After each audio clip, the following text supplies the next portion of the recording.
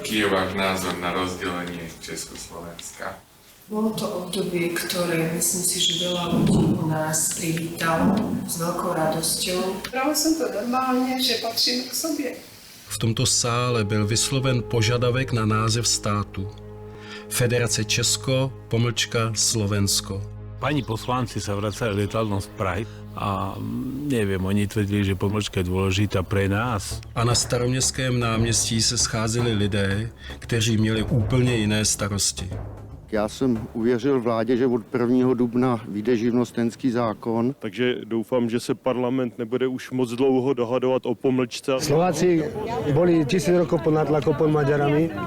70 rokov jsme byli tu a chceme být aj někdy sami. A na společný stát nebude to nikdy dělat dobro, to nemá to opravdu význam. Chceli samostatnosť a nedokázali to nejak slušne, elegantne povedať.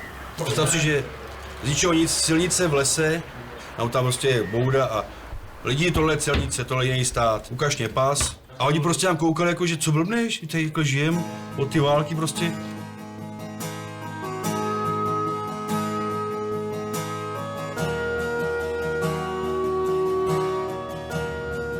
Husí kůže, zimomriavky v kinech od května 2014.